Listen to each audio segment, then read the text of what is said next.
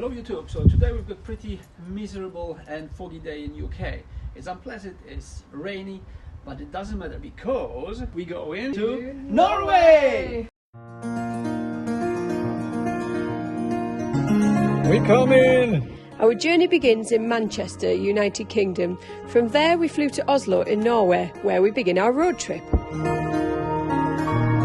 We are finally in Oslo, and to be more precise, in the train station. It's a little bit confusing at the beginning, but now I think we know what we're doing. We know what we're doing.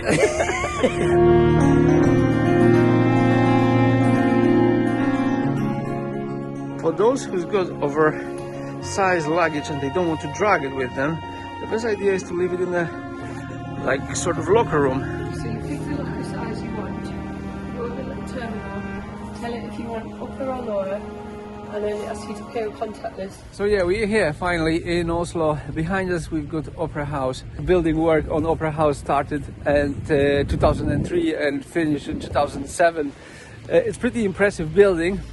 Only I wish it was better weather, because unfortunately the weather is crap. Martin's very mad because it's raining. The weather's not great, but we're here anyway at the Opera House. It's really cool. The Opera House roof, it's coming straight to the ground, so I believe we can walk up. I'm not sure if we can reach the roof, but let's give it a go. Okay, so we're halfway up the Oslo Opera House, and it's the home to Norwegian's National Opera and Ballet. It took 4 years to construct this building, and it's made of marble, and it's like, it looks very smooth, but it's actually quite grippy.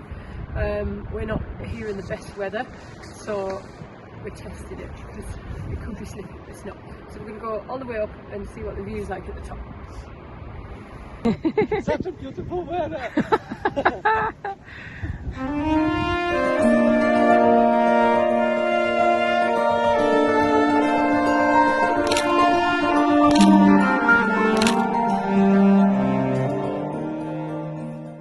So behind us is the Opera House, and just here are some little boats, floating things, but they're basically saunas, and you can have your own private sauna and then jump straight in seawater to get a nice fresh bath.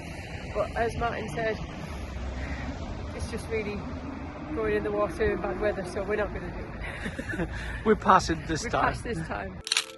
After visiting the Opera House, we went to the southwest area of the city, where we visited the Maritime History Museum and the FRAM Museum. We are at the FRAM Museum. This is basically one standalone building where we've got massive ship inside. The ship is absolutely humongous. We're going to get in and see with a bit of a simulation around. I think it's going to be absolutely awesome. This exposition shows a simulation how it was on a ship when Amundsen was going to the North Pole. This is absolutely amazing. It just gives you a feeling that you're there, that you're in the middle of the storm.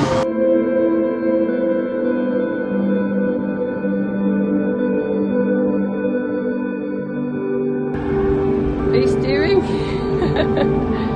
So we're at the FRAM Museum. You can see behind us a replica of one of the FRAM vessels that was used to explore North and the South Pole.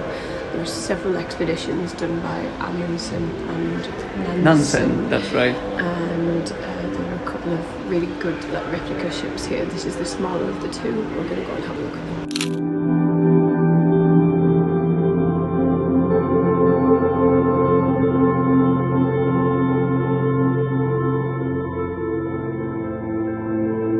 Jenny is using any opportunity to actually knit something.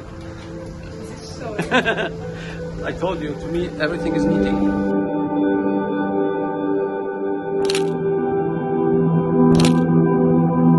After testing our strength and trying to lift this giant chain, it was time to jump on the train and meet Martin's brother in Kristiansand. On our way to Kristiansand in the train, we really got a feel for how dramatic the Norwegian countryside can be. We went from being in a big city through snow-covered forests. Martin's brother lives in a small town called Søgne, which is on the south coast, not far from Mandal. Tom was an excellent host, and we had a few glasses of wine, and he prepared us an excellent meal of moose. Next day we started our epic road trip. Tom wanted to show us around the local area of Søgne, so we went to a few places that he recommended. So today is our first official day when we arrived to Norway. So yesterday we arrived to Kristiansand. In Kristiansand we were picked up by my brother and we went to Søgne.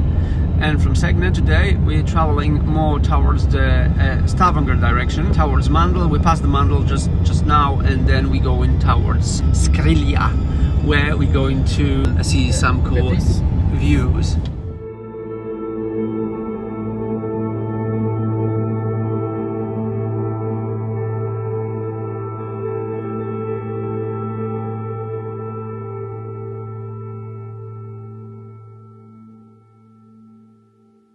Here we are in Norway.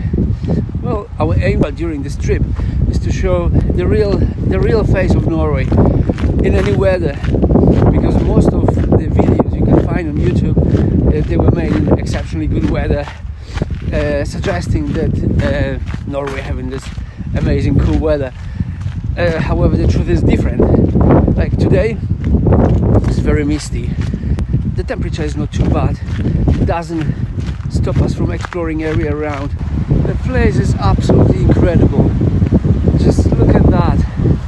Whenever you go, you're surrounded by absolutely amazing views. I would even say that the weather is adding something to it.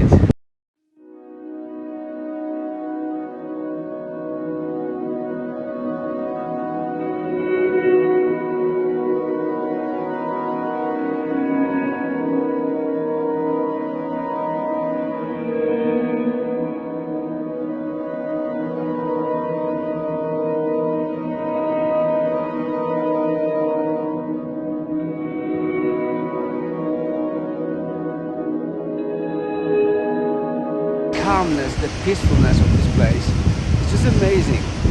It's secluded, there's nobody else apart from us.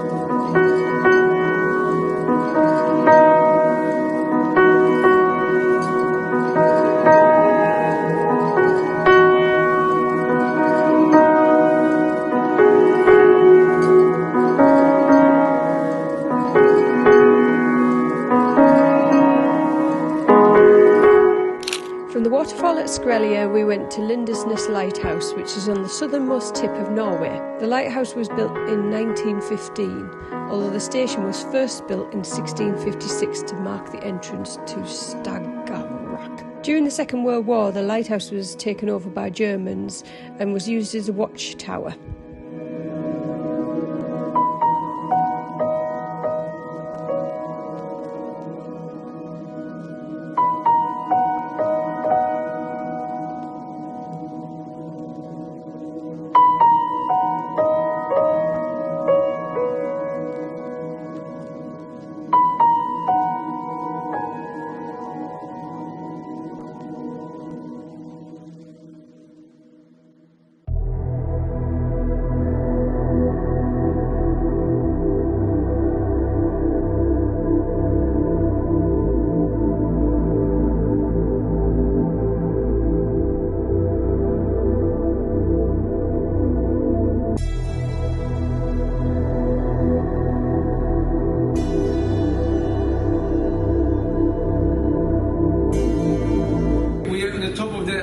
We're going to go out, but it's extremely windy, so let's find out if we can survive that.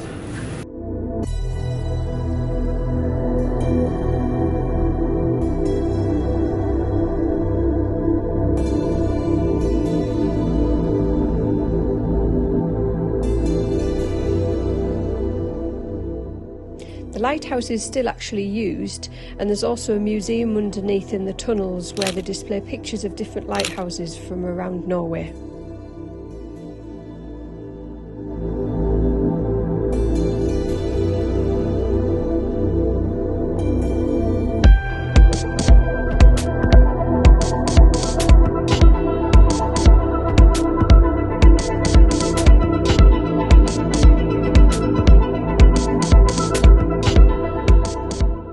On the way back from the lighthouse.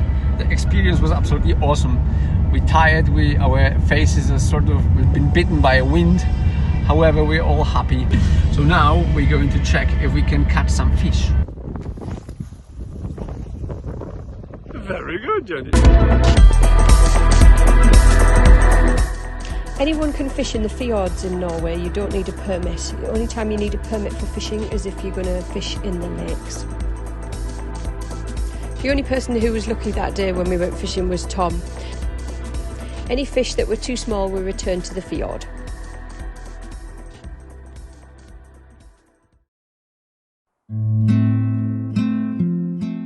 The next day we continued our epic road trip going north towards Stavanger. We then moved inland slightly to a place called Skøpet. You need to be prepared if you're going to go to Skøpet. You need to make sure that you take all your supplies with you, but also that all your supplies are carryable, as we found out. It's quite a long walk, and sometimes it can be a little bit challenging depending on the weather. This is the second day of our road trip. We are on the way to Skøpet. That took us about 4 hours to get here, so it was quite a long journey. We are a bit tired. It's unbelievable how often the weather changes in Norway. So when we were leaving Søgne, the weather was beautiful, blue sky, no clouds at all. During the journey, the weather drastically has changed, and now is windy, rainy, and cold. I really hope the weather is going to improve, because the walk to Skøpet accommodation takes about 1.5 hours. So we'll see. Keep fingers crossed and let's see how it goes. Okay, so we're preparing for the hopefully not very long walk to our hideout at Skøpet. The weather doesn't spoil us, but hopefully we will manage. At this stage it's really difficult to say if choosing to stay in Skøpet was a good idea. However, I don't think we fully understood how the weather is changing in Norway. So now we're walking in a forest and it's snowing like hell.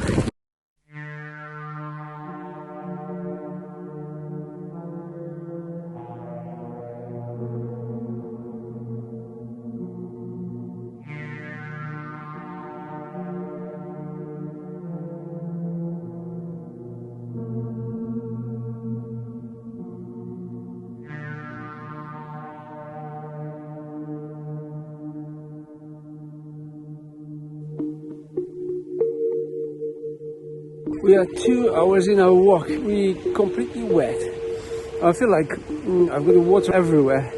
The water runs through my back, it's in my shoes, in my pants. It's basically everywhere. Guys, we finally managed here. We are at Skøpet.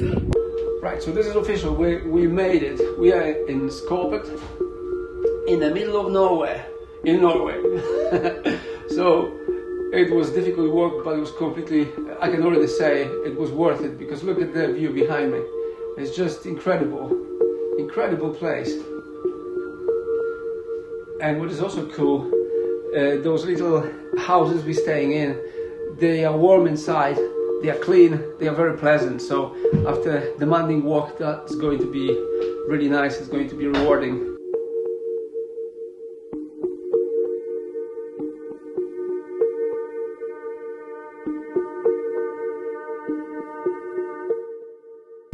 Absolutely crazy place. I love it though. It's the views, the feeling of Norway.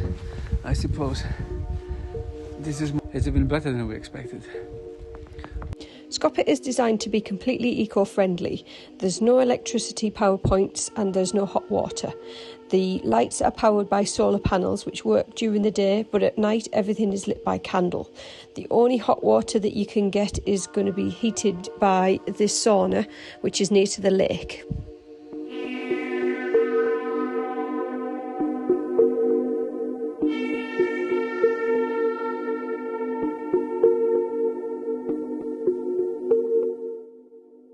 After we arrived at Skøpet, the weather changed quite dramatically. As you can see from the pictures, the snow continued. The only form of heat in any of the lodges and in the communal area is from the wood-burning stoves. You need to go and get the wood yourself and keep these burning, otherwise the huts and the communal area do get quite cold.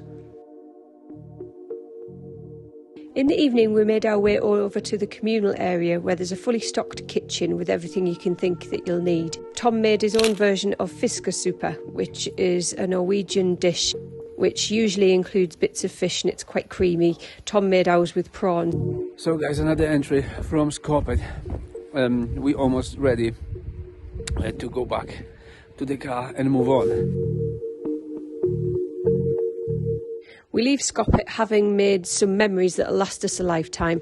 It's certainly an extremely unique place to stay, but not for the faint-hearted. In the next episode, we travel up the west coast towards Bergen. Join us and see how we get on.